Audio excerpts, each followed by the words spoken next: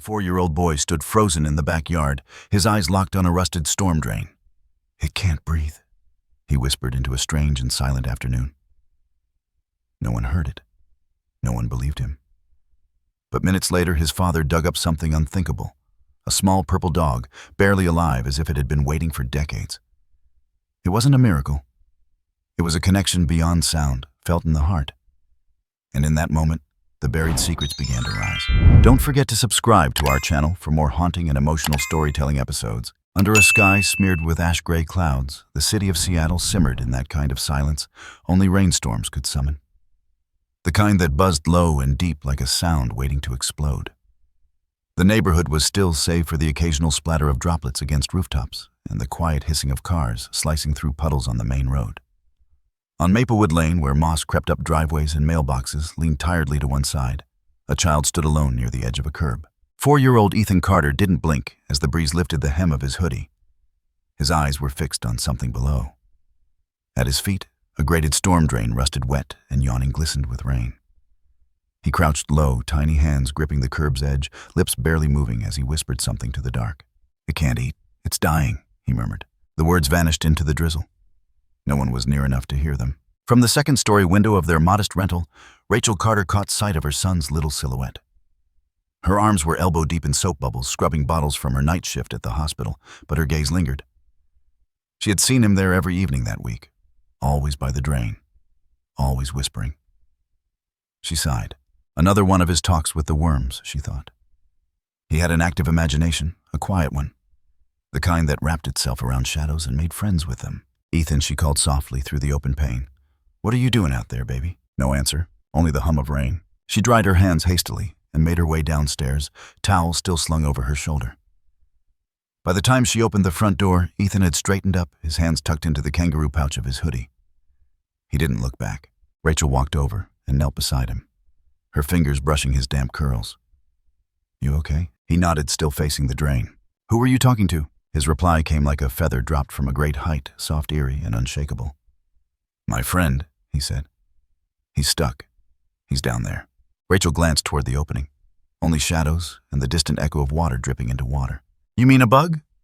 "A worm?" she asked, amused. "No," Ethan replied. "It's not a worm, it's a he. But he's little and cold, and he's crying." Rachel paused. It wasn't what he said, it was how he said it. No stammer, no giggle, no wide-eyed innocence like most 4-year-olds who invented friends out of boredom. It was flat, quiet, certain, like a statement of fact, like a diagnosis. She forced a chuckle.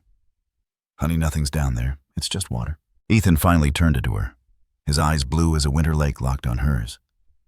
"You can't hear him because he only screams in my head." Rachel blinked. A drop of rain splattered on her cheek. "You hear him scream?" she asked carefully. He nodded, but not with my ears. The wind picked up, brushing the pine trees across the street into a whispery rustle. A car passed behind them, headlights slicing through the fog. Rachel stood gently, taking Ethan's hand. "Come inside," she said, keeping her tone light. "You'll catch a cold whispering into puddles." That night, after tucking Ethan into his rocket ship bed, Rachel walked down the dim hallway and stepped into the kitchen where her husband was working on the water heater manual. Ben Carter was broad-shouldered, eternally half-shaven, and had a calmness that once made Rachel fall in love with him during an earthquake drill in college. He looked up when she entered, smiling. "He was out by the drain again?" he asked, already knowing the answer. Rachel nodded and poured herself a glass of water. "Talking to someone he says is trapped. Says he's cold and dying." Ben raised a brow. "Imaginary?" Rachel gave a half shrug. "Feels different." He said the friend screams in his head, not in his ears. That made Ben pause. "You think it's something we should worry about?" "I don't know," Rachel admitted, leaning against the counter. "He's never had outbursts, never had issues making eye contact or playing pretend. But this is persistent and weird." Ben set down the manual. "Maybe we should have him talk to someone, just to be safe." Rachel shook her head. "He doesn't need therapy. He needs grounding, a routine. We just moved here. He's probably just adjusting." She didn't sound convinced. Neither of them did. The next afternoon, Rachel arrived home early. She peeked out the blinds as she hung up her coat. And there he was again, same spot, same posture, same storm drain. Her chest tightened. Ethan sat cross-legged now, eyes closed, head tilted as though he were listening. The rain had stopped, but the sky still wore its slate gray. Rachel stepped outside, calling his name. He opened his eyes and smiled faintly. He's quieter now. Your friend? She asked, crouching next to him. Ethan nodded. He's sleepy. I think he's getting tired. Tired of what? Trying to breathe. Rachel tried to suppress the chill that snuck down her spine. Honey, it's okay if you want to play with something else, you know. Maybe not the drain. Ethan didn't respond. That night, Rachel found herself awake at 2:14 a.m., unable to shake the weight of Ethan's words. She padded into the living room and stared out the window. The drain glistened in the moonlight, and then something strange happened. Rumble. She couldn't place the sound. It wasn't thunder. It wasn't pipes. It was low, vibrating like the purr of a creature much too big to live in the ground. She pressed her forehead to the glass. Nothing moved. She shook her head, exhaled, and returned to bed. The next morning, Ethan sat at the kitchen table staring at his toast. I didn't sleep, he said quietly. Rachel, who was pouring milk into his cup, paused. Nightmares. He shook his head. I had to stay up. He gets scared in the dark. Rachel bent down beside him, holding his chin gently. Who, Ethan? He looked into her eyes with a look that no 4-year-old should know how to give, heavy, resigned. He's dying, Mom. The glass in her hand nearly slipped. Rachel didn't take him to preschool that day. She sat beside him in the living room, turned off the cartoons, and watched him as he drew. The picture was crude, messy. A dark hole at the bottom of the page. Red lines squiggling upward. Above that, 2 small, round eyes. No body. Just eyes and a jagged shape like a torn-up stuffed animal. Rachel's heart thudded. What is that? She asked. Ethan didn't look up. He doesn't know his name anymore. The front door opened. Ben walked in, stomping off rain from his boots. What's this? He asked, glancing at the drawing. Rachel held up a hand, silencing him. She pointed to the drawing. That's his friend. Ben looked at Ethan. And where is he? In the cold part, Ethan said slowly, then whispered, down in the dark. Where no one ever finds you unless you scream. Ben froze. Rachel stood. They both exchanged a look, one that no parent ever wants to give or receive. The look that says something is not right. The look that says the line between imagination and reality may not be where they thought. They didn't know it yet, but they were already standing on the edge of a nightmare, and their son had been whispering to it from the beginning, and it had started whispering back. Under the weight of the midnight hour, the Carter house sat in silence. Thick, breathing silence that pressed against the walls and windows. The storm had finally arrived. Seattle's famous drizzle turned into a slow, relentless whisper against the roof. The wind curled around the house like fingers searching for a way in. Inside, the kitchen clock ticked over to 2:37 a.m., and then it happened. A scream, high-pitched, raw. Not the kind that toddlers cry out in sleep. This was primal, urgent, a body trying to expel a terror it didn't yet understand. Rachel bolted upright in bed. Ben. The scream came again from down the hall, wet with panic. Rachel was already at the door when Ben stumbled out behind her, eyes still half drenched in sleep. Ethan. They crashed into his room together. The spaceship lamp beside the bed blinked dimly, casting a green hue across the room like some eerie command center gone wrong. Ethan was sitting up, fists clenched over his ears, his entire body trembling. He was screaming words now, not nonsense, not babble. Words. It can't breathe. It's stuck. It's gonna die. Rachel rushed to him, pulling him into her arms. His skin was clammy, his heart hammering like a hummingbird. His eyes were wide, but not like a child afraid of the dark. They were wild with clarity. He wasn't just afraid, he knew something was happening. Ben crouched next to them. Buddy, talk to us. What's wrong? Ethan choked on a sob, pushing himself back. The Kong. The Kong is full.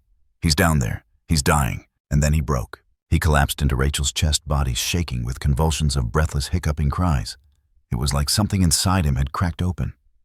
Like his small frame wasn't made to hold that much fear. Rachel looked up at Ben. His face was pale. Neither of them said it, but they were thinking the same thing. What if he wasn't making it up? Ben stood up without a word, disappeared into the mudroom. Moments later, the clatter of the coat rack, the rustle of a rain jacket, the snap of rubber boots being pulled on. Rachel called after him.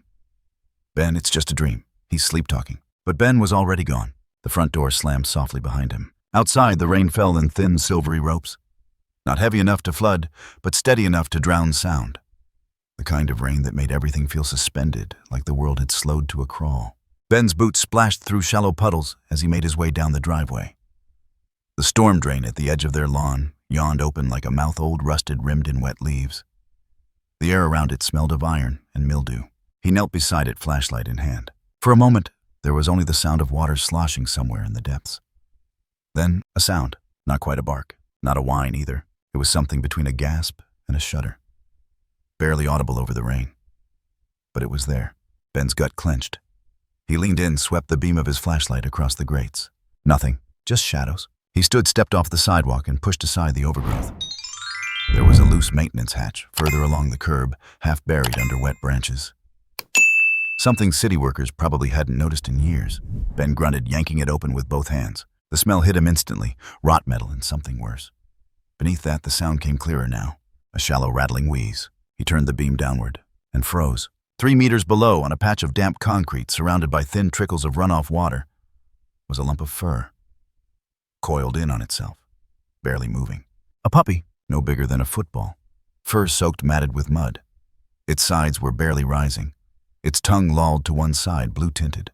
Ben's heart jackknifed. He dropped to his stomach, reaching into the hole, but it was too deep. He pulled out his phone, tried calling Rachel, no answer. Back at the house, Rachel had finally calmed Ethan, who had now fallen into an exhausted, sniffling silence. She was holding him when her phone buzzed across the nightstand. One word, from Ben. Dog. She blinked. Ben followed it seconds later with another. Alive. Her breath hitched. "I'll be back in 5, he messaged. "Bring towels." Ben scanned the area for anything he could use. There was a broken tree branch nearby, long, thick, slightly forked. He threaded it into the hole, carefully nudging the puppy, trying to coax it toward the edge. It didn't move. He swore under his breath, then lay flat on the ground, his chest pressed to the wet grass, and reached in again, this time deeper. His shoulder jammed into the edge of the opening. He ignored the pain. Fingertips brushed fur. A twitch. He latched on, wrapped his hand under the puppy's belly, praying not to crush it. Slowly, carefully, he pulled. His muscles burned from the angle rain dripping off the tip of his nose. And then resistance. The hind legs were stuck under something. He pulled again. With a wet slurp and a burst of breath, the puppy came free. Ben collapsed backward, cradling the small body against his chest. It was limp. No bark, no movement. Just wet, cold fur and a faint pulse. Rachel burst out of the house in pajama pants, Ethan in her arms, a towel over her shoulder. She skidded to a stop when she saw Ben on the ground. He looked up. "He's not gone, but he's close." Rachel rushed over, unwrapping the towel. Ben handed the dog over. It was weightless. She wrapped it up quickly, cradling it like a newborn. Then she felt it, a tremor, not a full shake. Just the tiniest movement beneath her hands. Like lungs trying to remember what air was. Ethan struggled in her arms. "Let me see him. Let me see." Rachel crouched, unwrapping part of the towel. The puppy's eyes were shut, mouth barely moving. But it was breathing. Barely. Ethan dropped to his knees beside them, his hands hovering over the bundle. "He didn't cry this time," he whispered. "It's okay. You're safe now." Then he looked up at Rachel. Tears pooling in the corners of his eyes, voice shaking. "He was screaming so loud, Mom." Rachel blinked. "What?" "In my head," Ethan said. "He was screaming and screaming. No one heard him but me." She looked down at the puppy, then up at Ben. Neither of them spoke, because what could they say? There was no barking, no howling, no sound that could have reached through concrete and mud and metal. But somehow their 4-year-old son had known. Ben placed a hand on Ethan's shoulder. "You did good, buddy." Ethan didn't answer. His gaze was locked on the tiny creature in Rachel's arms. "He's going to stay with me now," Ethan said softly. "He told me." "Told you?" Rachel asked. Ethan nodded solemnly. "He says I found him. So now, I can hear him forever." Rachel didn't know what to believe in that moment. Whether her son had a gift, or whether trauma had cracked something open in him, or whether just maybe there were things in this world she'd never be able to explain with logic or medicine or reason. All she knew was a boy heard a scream no one else could. And because of that, a life was saved. Under the sharp glare of the kitchen's overhead light, Rachel Carter knelt on the floor, a trembling bundle of wet fur cradled in her lap. Her knees pressed against the linoleum, soaked from the towel and rain, but she didn't notice. Her world in that moment had shrunk to a single question. Was there still life left in this puppy? The tiny body in her arms was frighteningly limp, water still dripping from its matted coat. Its chest barely moved, if it moved at all. Rachel pressed 2 fingers to the fragile ribs and felt nothing certain. Her breath caught in her throat. Ethan hovered beside her, silent now, watching. His hands were curled into fists at his sides, his eyes red but dry. For a child who rarely spoke to anyone but his parents, his presence tonight had felt too old, too knowing. "Mom," he whispered, "you can help him." Rachel didn't answer, didn't dare look at him. Her training kicked in. She worked fast. rushed to the closet, grabbed her emergency kit, tore open a packet of hand warmers, and stuffed them into a clean towel. She gently laid the puppy down and wrapped it up, pressing warmth against its spine, then attached the child-size oxygen tube from her work bag and brought it to the dog's nose. No resistance. She adjusted it, pulled it closer, let the oxygen flow. "Come on," she whispered, as if coaxing it from somewhere far beyond the room. "Come back." She felt Ben behind her, wordless, watching with that heavy dread. Only parents understand the kind that comes when death is close and no longer abstract. His presence was solid grounding, but everything else in the room seemed to blur. And then a twitch, the tiniest flicker of a paw. Rachel gasped, hands moving instinctively. She placed 2 fingers against the puppy's chest again, and this time, unmistakably, a thump. Weak, but real. "I've got something," she breathed. Ethan knelt closer. "He heard you." Rachel turned her head, slightly surprised. "What?" Ethan wasn't looking at her. His eyes were locked on the bundle in the towel. He reached out slowly, fingers trembling, and gently brushed a lock of muddy fur from the puppy's forehead. "He says you're kind," Ethan murmured. Rachel blinked. "Ethan, how could you?" "He said it in here," Ethan said, tapping his own temple. Like thunder. But soft thunder. Rachel felt a chill move through her body, and not from the wet air. The puppy's chest began rising and falling, rhythmic, deliberate. Its eyelids fluttered.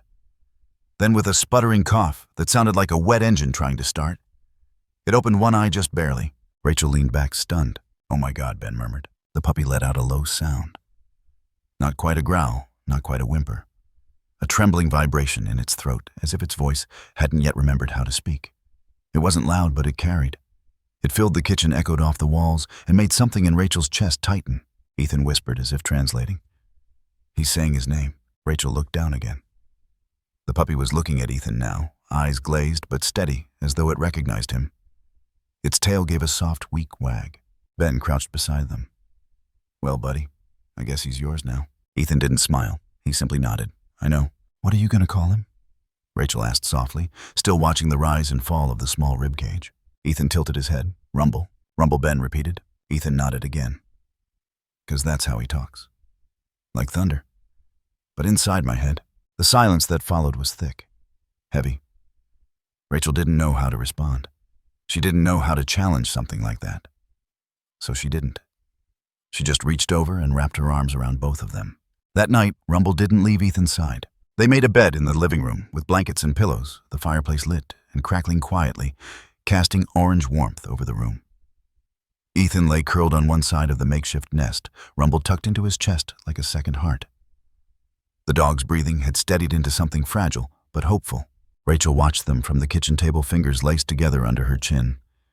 She'd poured herself a glass of wine, but hadn't touched it. Ben joined her. "She's breathing okay?" he asked, voice hushed. Rachel corrected. "And yeah, for now." They sat in silence. Rachel's eyes didn't leave the scene before her. "I can't explain it," she said finally. Ben rubbed the back of his neck. "Neither can I. But whatever this is, it's real. You saw it too. You felt it." Rachel swallowed hard. "It's not just that. It's Ethan. The way he knew, the way he connects to this dog. It's not normal, Ben. It's like they already knew each other." Ben didn't answer, but his silence said enough. The next morning, something had shifted. Ethan, who usually stayed under the covers until coaxed out, was already up when Rachel came downstairs. He was sitting on the carpet, cross-legged, Rumble in his lap. He was brushing the pup with soft strokes, gently separating knots in its fur. Rachel approached slowly. "Did he sleep okay?" Ethan nodded. "He had bad dreams. But I talked to him." "You mean you were talking to him in your head again?" Ethan looked up.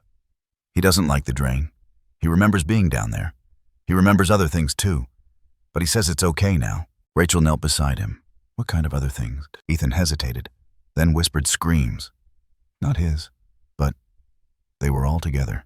Rachel's stomach turned, but she let it go, for now. Over the next few days, Rumble began recovering. The vet was astonished when Rachel brought him in. Malnourished, yes. Dehydrated, certainly. But no fractures, no infection, just fatigue. Deep old fatigue. "You're lucky," the vet had said, patting the dog's head gently. "Most puppies wouldn't survive down there for long." Rachel smiled thinly. "We didn't find him. Ethan did." The vet chuckled. "He must have good ears." Rachel didn't answer. Back home, the transformation in Ethan became undeniable. He spoke more. Not just to Rumble, but to Rachel and Ben. He began making eye contact more often. He started drawing again, but no longer dark holes or twisted creatures. Now he drew pictures of himself and Rumble standing in the sun. Always together. He laughed more. He slept through the night. No more screaming. No more cold sweats. One afternoon, Rachel watched him from the hallway. He was sitting in the backyard, humming Rumble at his feet, head resting on Ethan's knee. The boy was telling a story, his voice-animated hands gesturing like a little professor delivering a lecture. Rumble wagged his tail, occasionally blinked slowly, eyes never leaving the boy's face. And in that moment, Rachel realized something she hadn't wanted to name until now. This dog wasn't just a pet. He was a tether to something deeper, to whatever part of Ethan's mind had been locked away, to whatever Ethan had been holding back. Rumble wasn't healing. Ethan was. And he was doing it through this connection that no one else could see or hear or explain. Later that night, as Rachel tucked Ethan into bed, he pulled the blankets up to his chin and asked Mom, "Yeah, sweetheart. Rumble says you're scared of what you don't understand." Rachel froze in place. "Did he say that?" In my head. Rachel sat on the edge of the bed, smoothing the hair from his forehead. "Is he right?" Ethan shrugged. "A little. But he says it's okay. He said you'll believe more soon." Rachel smiled, but there was a weight behind her eyes. "I believe you, Ethan." "I know," he said. "But you don't believe yourself yet." Rachel kissed his temple. "Good night, baby." As she turned off the light and closed the door behind her, she stood in the hallway for a long time, her back against the wall, one hand over her heart. Somewhere inside the house, a small quiet rumble vibrated through the floorboards, like thunder, just enough to remind her that the story had only just begun. The rain returned 3 nights later, not with thunder or flashing skies, just the same soft, deliberate drizzle that seemed to belong uniquely to Seattle, wrapping the rooftops like a wet whisper. In the stillness of the house, somewhere between midnight and that pale hour before dawn, Rachel stirred awake to the sound of scratching. At first she thought it came from Ethan's room. She rose from bed, quietly patted down the hallway, and eased open his door. He was asleep, or at least it looked that way, but then she stepped in farther, and her breath caught. Ethan sat upright in the center of his bed, legs folded beneath him, paper in his lap. The rocket ship lamp glowed faintly behind him, casting the room in green and blue shadows. Rumble lay curled beside him, not asleep, but alert. "Watching." Ethan, Rachel whispered. He didn't answer. He was drawing. Rachel moved closer. His hand moved slowly across the page, the pencil held loosely between small fingers. His strokes were light, methodical, like he was tracing something he'd already seen. "Sweetheart, what are you doing?" she asked again. This time he glanced up. His eyes were open fully but distant, like he was still somewhere else, caught between sleep and waking. And then softly, with none of the fear she expected, he said, "I saw more." Rachel crouched beside the bed. "More what?" He held up the paper. Rachel stared at it for several long seconds before she realized what she was looking at. It was another drain, dark gaping carved into the ground with heavy lines. But this one was different. This one wasn't empty.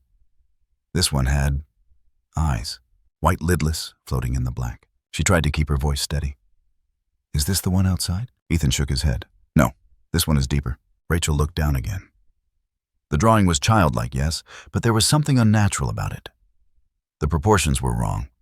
The space felt off, like it bent inward. She wasn't sure how a child could capture a feeling like claustrophobia with a crayon, but somehow Ethan had done it. "I dreamed I was in it," he murmured. "Not me, but someone, something. It was afraid, trapped." Rachel didn't know what to say. Her mouth felt dry.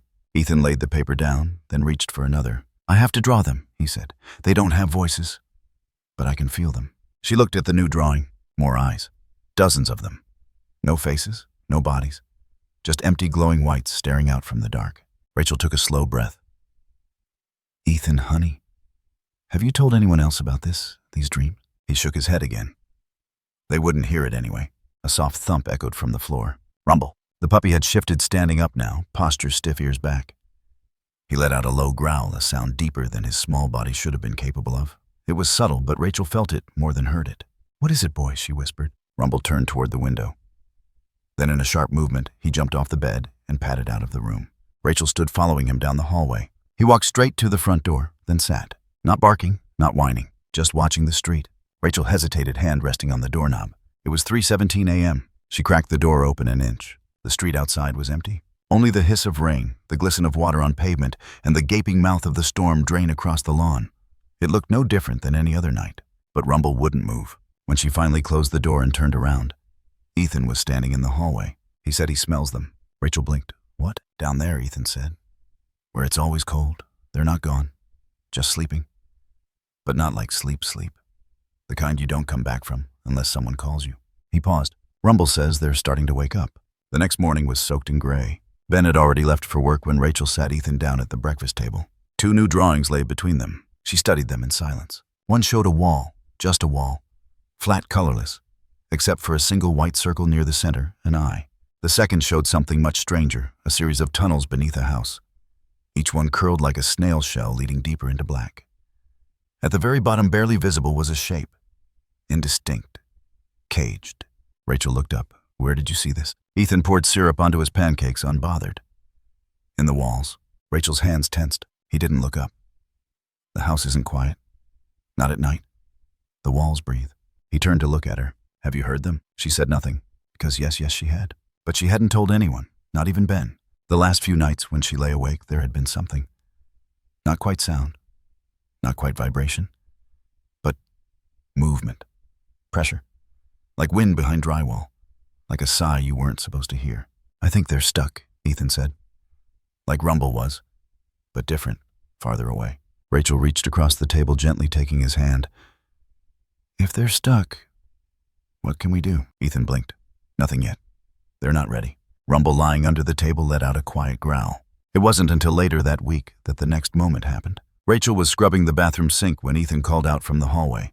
Mom, he said calmly, don't move too close to that wall. Rachel froze. He stood by the door, pointing not at the mirror or the vanity, but at the narrow strip of drywall between the toilet and the window. A blank, unremarkable space. There's something behind it, he said. Rachel slowly stood upright. What kind of something? Ethan didn't answer. His eyes were locked on the wall, his voice hushed. It's been waiting. A long time. Rachel felt her scalp tighten. She stepped away. That night, after Ethan was asleep, she went back into the bathroom and stood before the same wall. The silence in the room was thick, claustrophobic. She pressed her palm against the drywall. It was cold.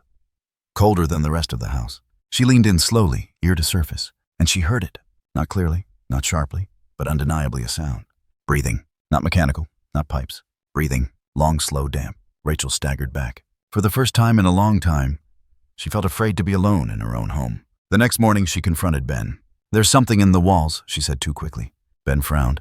Like what, rats? No, not rats. Not anything like that. She hesitated. She wanted to say breathing, but it sounded crazy. She didn't want to sound crazy. Ben sighed. Rach, you've barely slept. Ethan's been through a lot, so have you. Maybe you're... I heard it, she snapped.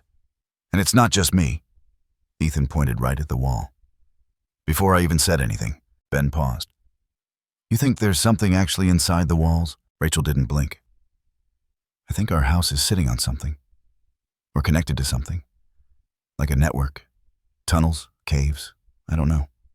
But Ethan sees it. He hears it. And now I do too. Ben rubbed his temples. Okay, he said at last. Let's get someone to look. Not an exterminator, Rachel said. Someone who knows the history of this place. Someone who understands what it might have been built over. Ben stared at her. You want a historian? I want the truth, she said. Before whatever's in there starts waking up. That night, Ethan woke screaming again. But it wasn't the same kind of scream. This one was furious. Rachel burst into his room. He was standing on the bed, fists clenched, face red with rage and fear. They're hurting it, he cried.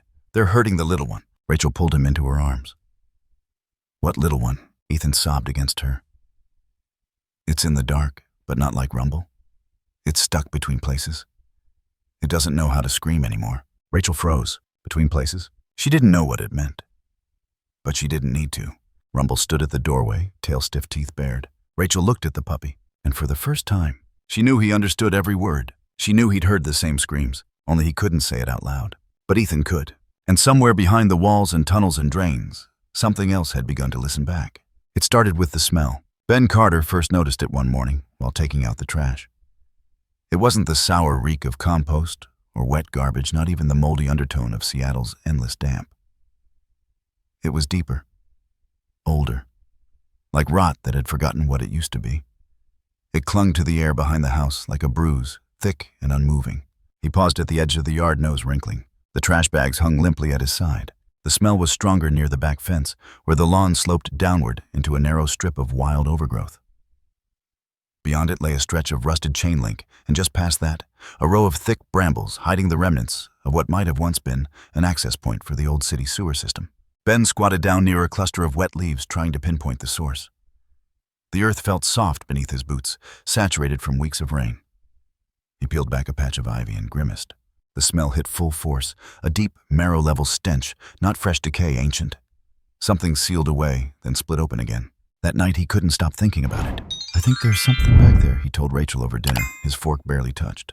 Rachel glanced up from her plate. "Something in the ground. Maybe dead. Maybe leaking up from the pipes." He hesitated. "It's not just bad. It's unnatural." Rachel didn't speak right away. She didn't have to, because she had smelled it too. She just hadn't wanted to admit it. They both glanced toward Ethan, who was quietly feeding bits of chicken to Rumble beneath the table. The boy looked up suddenly, as if sensing the shift in air. "It's not the smell that bothers them," Ethan said softly. Rachel leaned forward. "What do you mean, sweetheart?" He took a second to answer. "It's what's underneath the smell. The part people can't smell. Only they can." Rumble let out a low growl and crawled closer to Ethan's leg. Ben exchanged a glance with Rachel. The next morning, Ben made a call. They showed up in a white utility van with a faded blue stripe and the city logo half peeled off the door. Two men mid-40s, boots caked in dried mud, tool belts slung low. One introduced himself as Gregory Marsh, senior maintenance engineer with the Seattle Underground Utilities Division. Ben led them around the side of the house, down the sloped backyard to the area behind the fence. Gregory knelt, cracked open a small metal hatch, half hidden under a tangle of vines, and wrinkled his nose immediately. "Jesus," he muttered. The other man, a younger tech named Dylan, winced. "Smells like something died a decade ago." Ben nodded, or longer. Gregory pulled a small device from his belt, some kind of portable air quality monitor. He set it on the ground near the hatch. A soft hum filled the air, followed by the faint clicking of internal sensors. The reading didn't take long. "High methane," Gregory muttered. "Some hydrogen sulfide, too. But that's not all." He trailed off, scanning the ground around them. "You said this property was built in '97, he asked. Ben nodded. "We're renting it. Records say completed in June of that year." Gregory grunted. "That tracks. This whole section used to be part of the original municipal drainage zone, old layouts from the '40s. But during a flood back in '96, a section of the main line collapsed. One of the worst we've had. Whole quadrant had to be rerouted. Parts of the original tunnel system were sealed off. Covered up." "Covered up how?" Ben asked. Gregory stood brushing dirt from his knees. "With concrete. Rebar.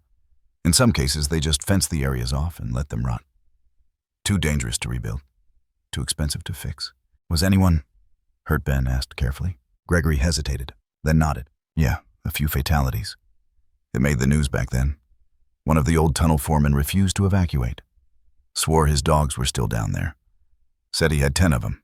Purebreds. Used to train them underground like search and rescue drills. He went back in during the storm.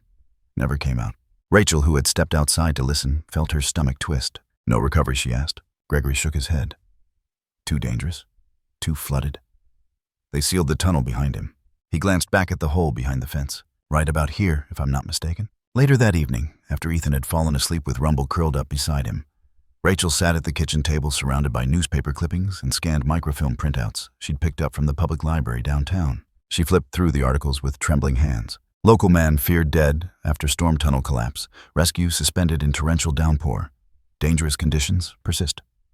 Trainer known for underground dog tactics. Disappears in system maze." In one grainy black and white photo, a bearded man stood proudly beside a line of 10 dogs, each perfectly still at his side. Behind him, a tunnel mouth loomed wide, circular dripping. Wesley Calhoun, the article said. Age 63. Known eccentric. Kept detailed maps of the drainage system. Used to host local disaster simulation exercises with his dogs. Rachel whispered the name aloud. "Wesley." She reached for her phone and searched the name again. One article buried on page B14 of an old local tabloid referenced a sealed case regarding the discovery of anomalous heat signatures in the old tunnels years later. But the investigation had been quietly shut down. No signs of activity, it had concluded. But one quote caught her eye. "Sometimes it's not the people who are trapped that haunt a place. It's the ones who were loyal enough to stay." She set the page down, her hands trembling slightly. Rumble, lying under the table, lifted his head. And then she heard it again. Faint, distant, but unmistakable. Breathing, behind the wall, behind the floor, from the earth itself. The next morning, Ben opened the back door and froze. The smell was stronger. No longer just a lingering odor, it hit him like a wave. And with it, something new. A sound. It was quiet, but wet. A bubbling hiss like the slow release of air through soaked soil. He crouched near the edge of the lawn where the ground had started to crack. A small pocket of earth had sunken inward. Beneath it, something glinted. Metal. He brushed it aside and found a rusted hatch half swallowed by the dirt. He called Rachel. Together, they cleared it enough to reveal a metal plaque screwed into the side of a concrete slab. Rachel knelt, reading aloud. Sector 12D. Expansion Unit. Lockdown issued 06/18/1996. Do not enter. Ben stepped back. Expansion Unit. Rachel looked up. What kind of sewer system has expansion units? They stared at the hatch in silence. Then Rachel whispered, "He said they were still down there." Ben nodded. He remembered the maps. The original sewer system hadn't just been about drainage. It had been used for something else. Training, testing, storage, and maybe containment. That evening, Ethan brought them another drawing. It was unlike any before. No drains, no tunnels, just a room. Empty, but detailed. Lines that curved and broke in ways far too architectural for a 4-year-old. And on the back wall, a gate, made of metal, with bars. Behind them, more eyes. But this time, some of them were closed. Ethan pointed to the gate with a crayon-smudged finger. "That's where the bad one lives," he said softly. Rachel knelt beside him. "He's not like Rumble. He doesn't want to be saved." Ben felt a chill crawl down his spine. Ethan turned to look at them. He said, "You'll find the door tomorrow, but you shouldn't open it yet." Rachel swallowed hard. "Why not?" Ethan's eyes didn't blink. "Because he's still dreaming. But if you wake him up too soon..." He trailed off. Rumble growled low. He won't remember who he was. Rachel didn't sleep that night. She stayed at the kitchen table staring at Ethan's drawings, the microfilm clippings, the plaque photo Ben had taken with his phone. Every piece felt like part of a larger puzzle, but one that shifted each time she thought she understood it. At 3:04 a.m., she got up, walked to the back door, opened it. The smell had faded, but the pressure was worse, as if something below the ground was no longer sleeping. Just waiting, not for discovery, but for acknowledgement. The storm didn't creep in. It fell like a sentence. By dusk, Seattle was already drowning in shadows. Thunder rolled in low, crawling under the city like a beast trying not to be seen. The air held that charged metallic scent Rachel had come to recognize from her childhood, a storm not of inconvenience, but of consequence. Inside the Carter house, the atmosphere was different. Still. The kind of stillness that wasn't peace, but pause. A breath taken too long.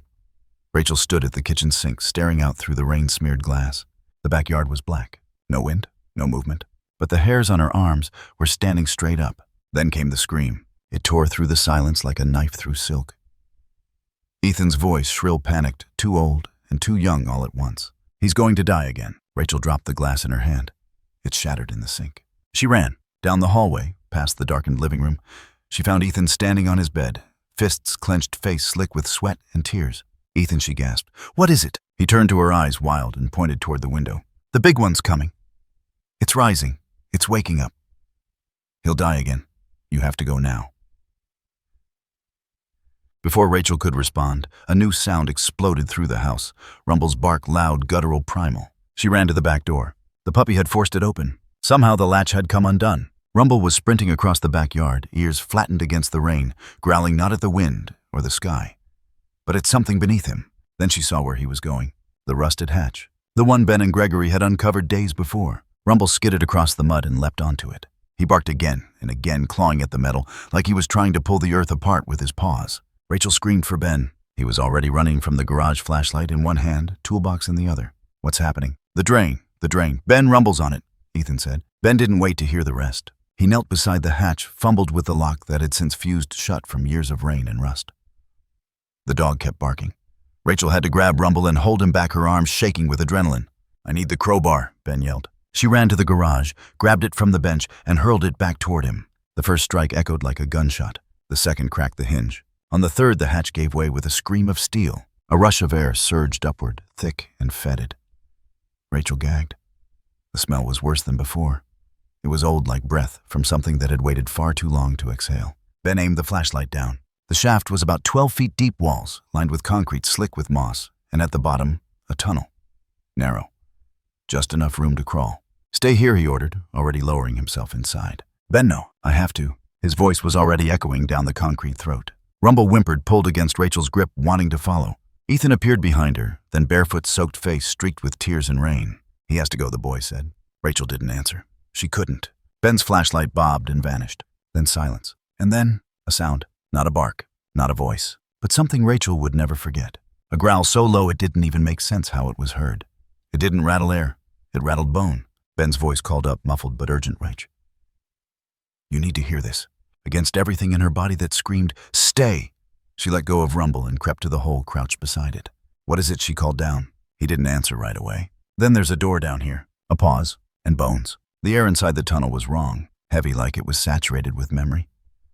Like grief had seeped into the concrete and stayed there. Ben moved slowly, flashlight shaking slightly in his hand. The narrow tunnel opened into a small round room, no bigger than a walk-in closet.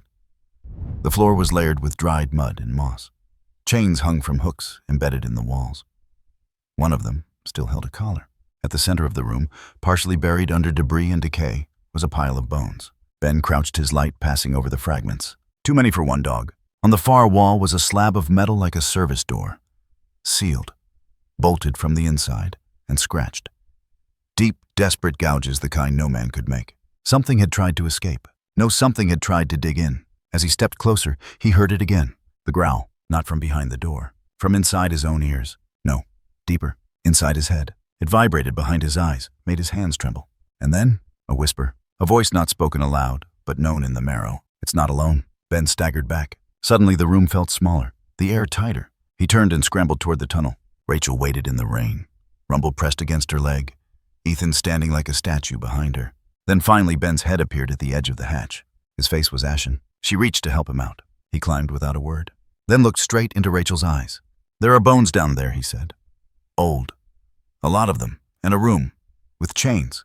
Rachel's breath hitched. Chains. He nodded. And something else. Something behind a metal door. Something that didn't want me there. He rubbed his temple. It didn't speak, Rach, but it was in my head. That night, Rachel sat in bed beside Ethan. She stroked his hair gently. What else have you seen? She asked. He didn't open his eyes. It doesn't hate us.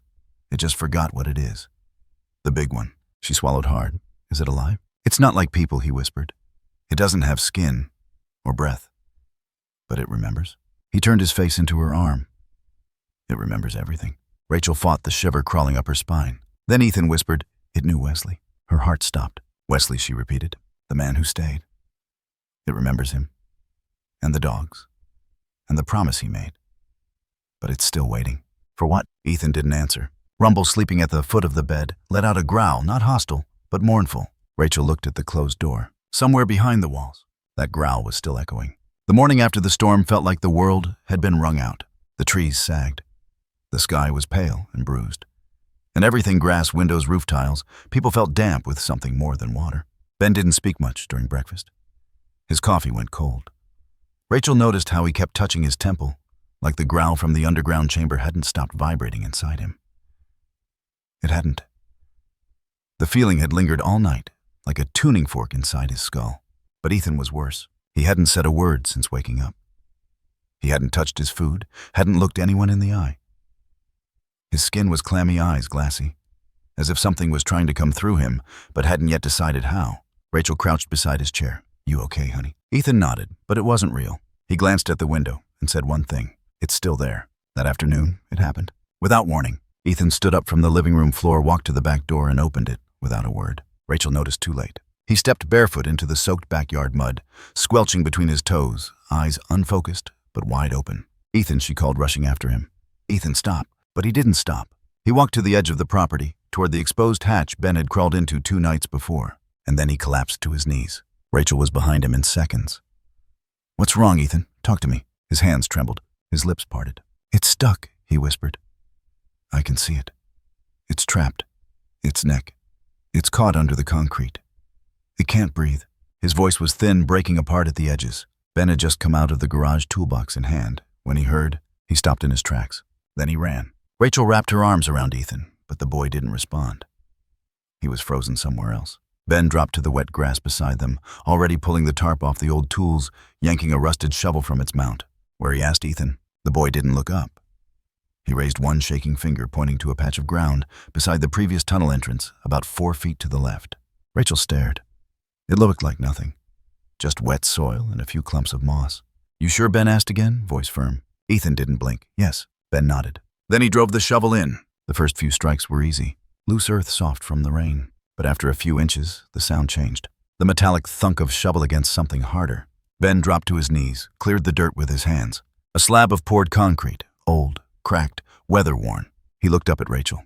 "Help me!" Together they began to pull the soil back. In minutes, a corner of the slab gave way, revealing a thin fissure between two edges just wide enough for a small body to slip through. Ben wedged the crowbar between the cracks. The slab shifted, and then a sound, a whimper, barely audible, but it was there. Rachel's breath caught. Her eyes widened.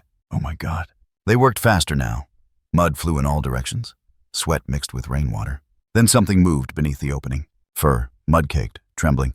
Ben dropped the shovel and reached inside.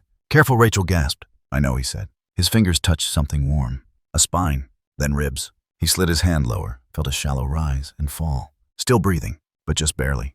The slab pressed firmly against its neck, pinning it just enough to trap, but not enough to crush. Ben wedged the crowbar in again. "On three," he said. Rachel placed her hands beside his. 1, 2, 3. With a cry of effort, they pried the slab just enough, and Rachel reached in. What she pulled out wasn't a puppy, not anymore. It was a creature shaped like memory. Thin to the point of transparency. Bones too visible beneath the skin. A mix of dirt and old blood in its fur. One ear torn, one paw bent unnaturally. It didn't cry. It didn't move, but it breathed. And its eyes, they were open. Wide, desperate, grateful. Rachel clutched it against her chest.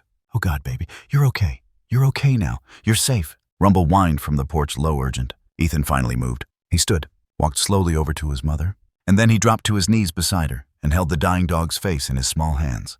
He didn't speak at first, just pressed their foreheads together.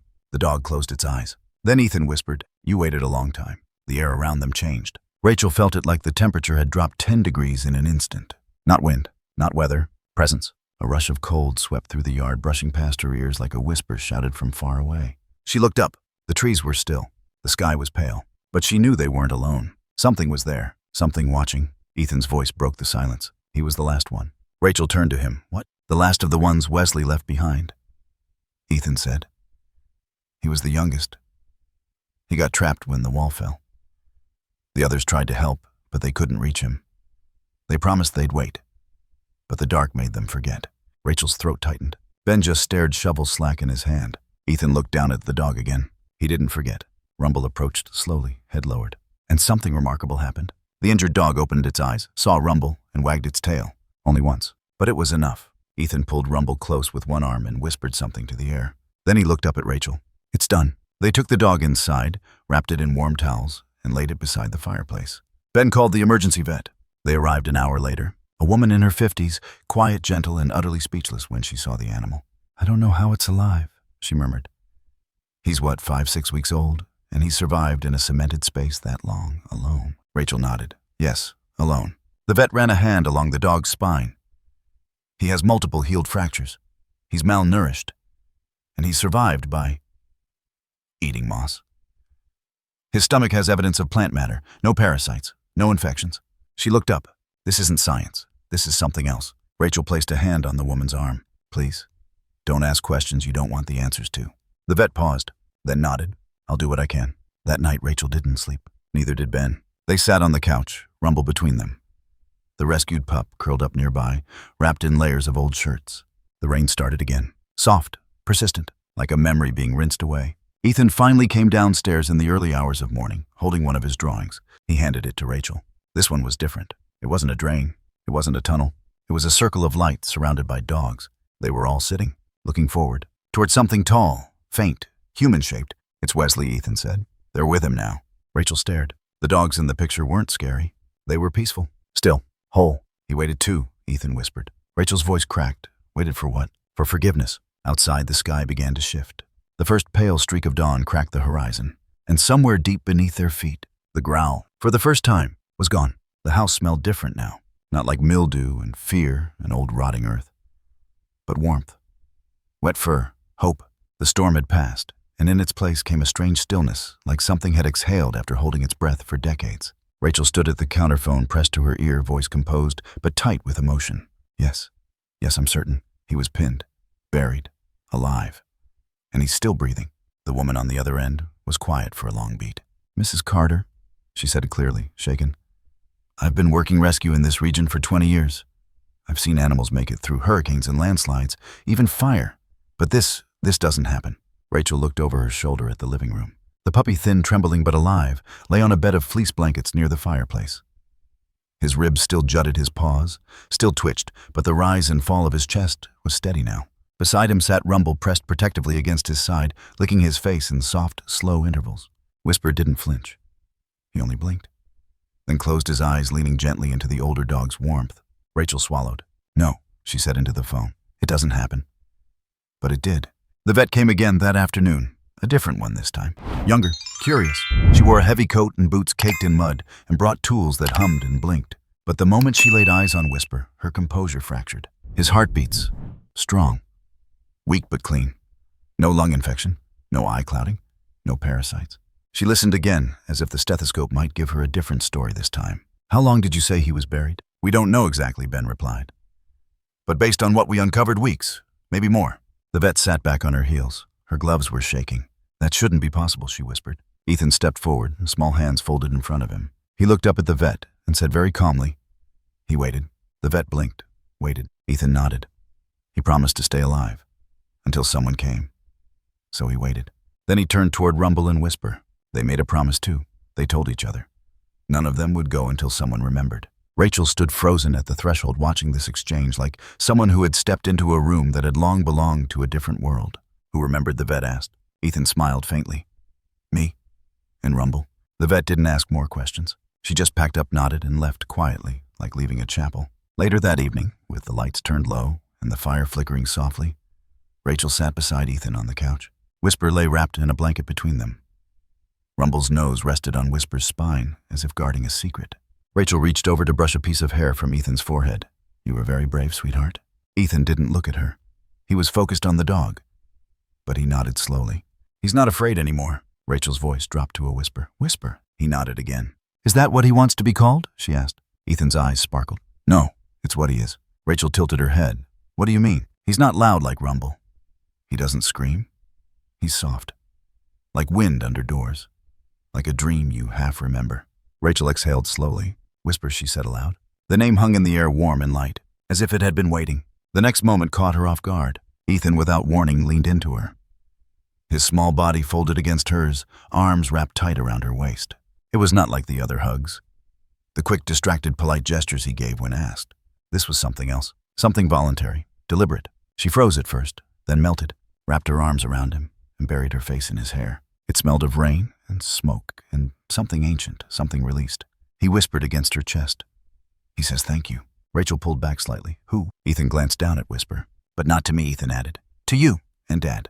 Rachel blinked back tears. "He said you found him. You helped him remember who he was. Before the dark." She felt it then. The full weight of what had happened. Not just the rescue, not just the survival, but the remembering, the returning, the healing. The next morning, the backyard was quiet. The soil where the concrete slab had been now lay uncovered, just dark earth and a few patches of moss. Rachel stood there, coffee in hand, the wind brushing against her cheeks. Ethan joined her. He held a drawing. He didn't speak, just offered it. She took it and looked. The picture showed Whisper standing beneath a shaft of light. Above him, ghostly shapes of other dogs floated like memories, faint outlines, all looking down. And behind them, all standing tall and smiling, was Wesley. No face, just a soft shape. But somehow she knew. "They're okay now," Ethan said. Rachel nodded. "They're together." He looked up at her. "And the promise is kept." She crouched, pulled him into her arms. No words, just breath and silence and healing. In the days that followed, Whisper began to gain strength. He stood. He walked. He played clumsily with Rumble. The house filled with laughter, with light. Ethan started talking more, drawing less. Or maybe just drawing differently.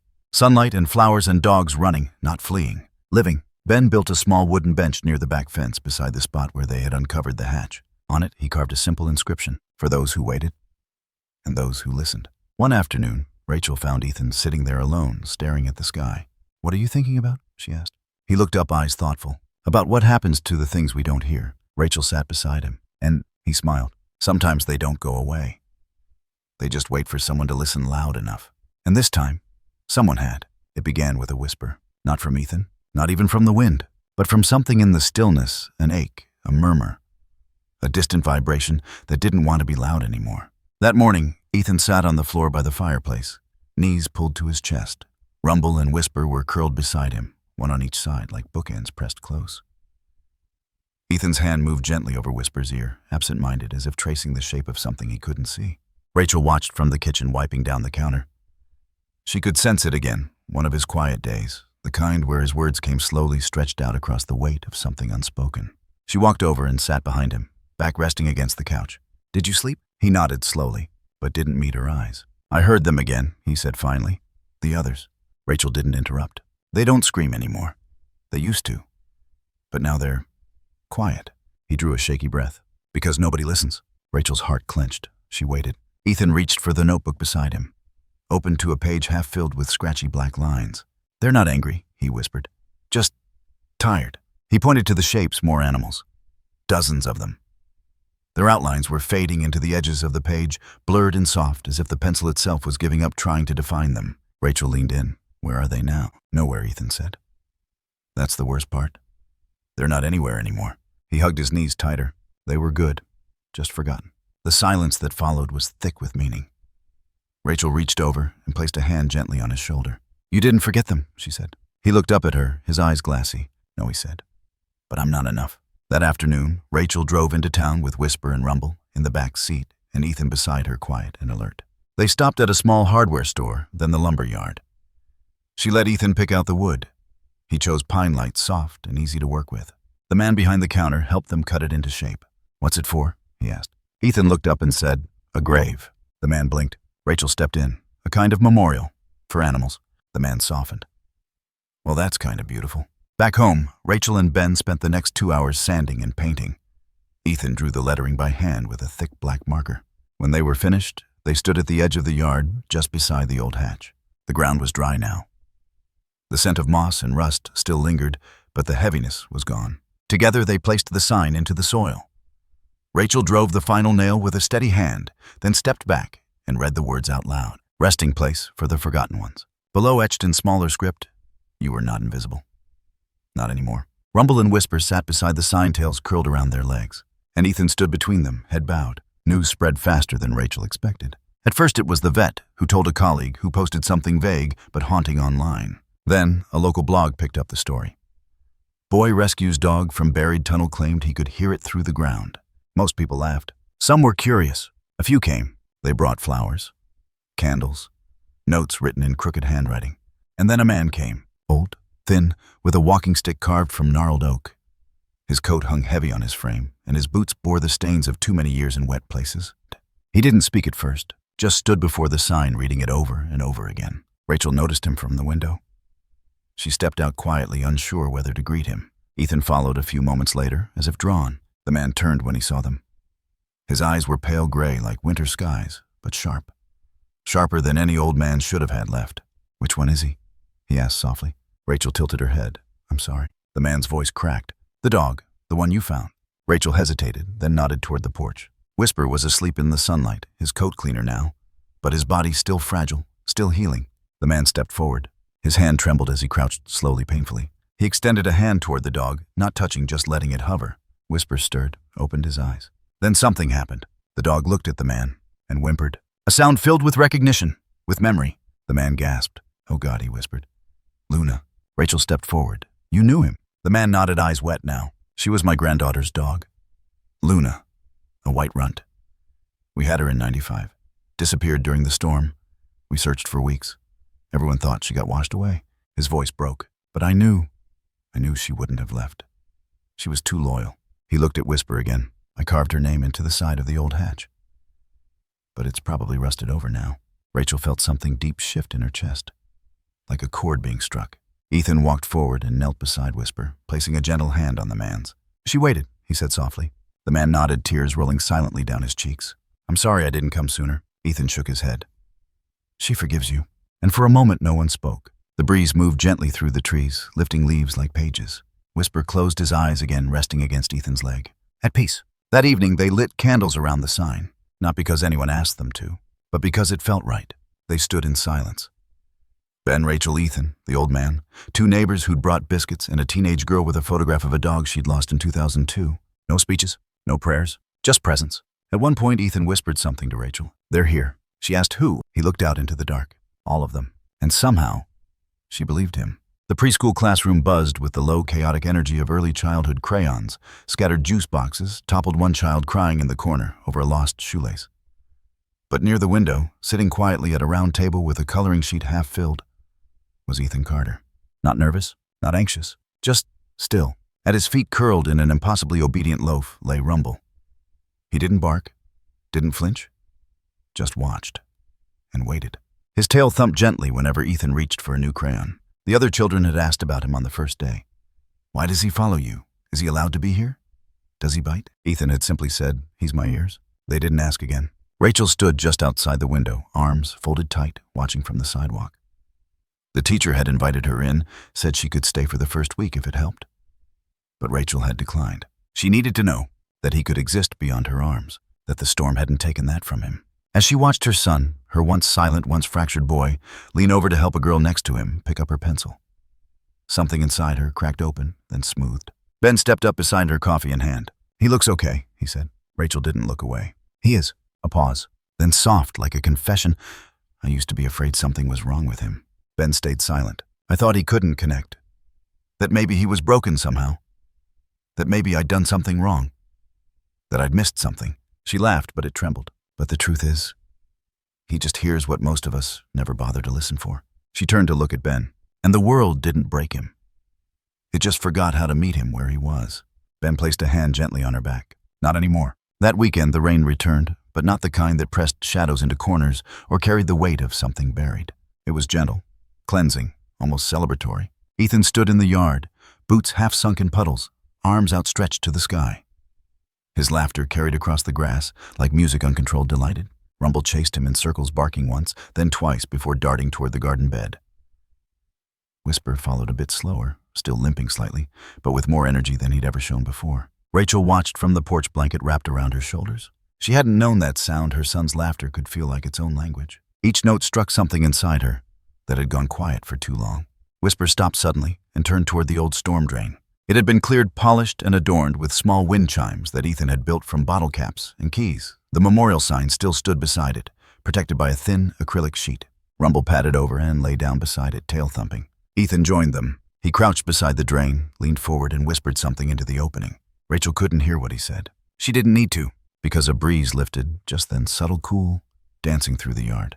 The wind chimes tinkled, not discordant, not eerie, just music.